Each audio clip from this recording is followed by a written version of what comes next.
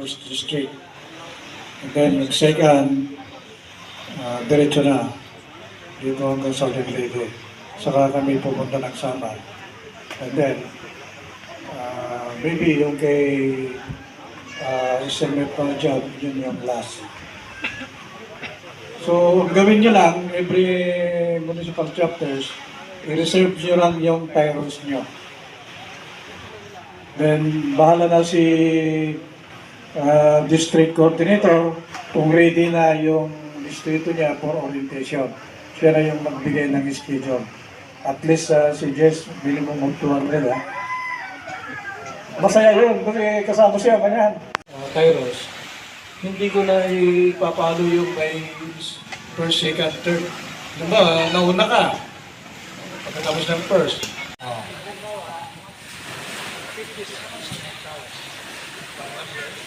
Hindi na, ganito. Pinayos namin kasi nahirapan ka eh. Nilinya na namin doon sa second district. During sa orientation lang yan. Pero sa ko pa rin yung mga buyog at saka yung abyan. So ang sa atin lang ngayon, ma-plug to Matalag. Oh, mas maganda. Hindi.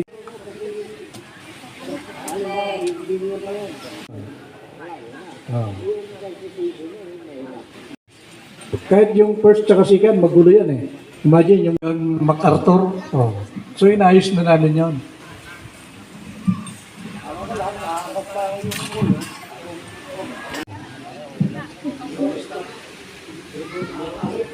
Recruit lang tayo, reserve. Then ikulik mo kung ilan. Oh, bato, ilan na yung reserve mo. Oh, pag na-meet natin yung plan, bigyan mo ko ng schedule kagad. Kayo na yung ready for orientation. Ang mag-monitor si CGS. Kaya ay nagbibigay ng schedule. Uy, apila mi dire. Ses. Time.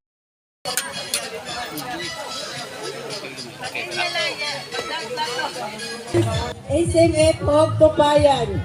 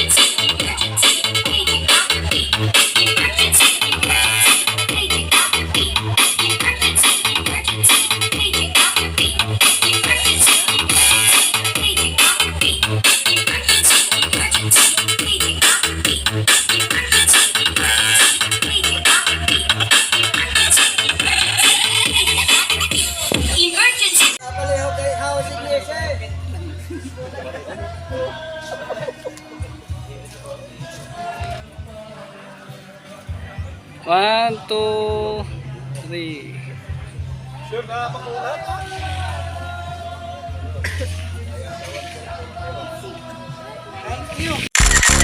Special thanks to the following: UGMF Melvin Isaac Bong Contapay, PCGS Roman Jacob, CGS Roman Manet Villaruel, and all the RGIA Alakdan 5th District of Leyte DOG officers.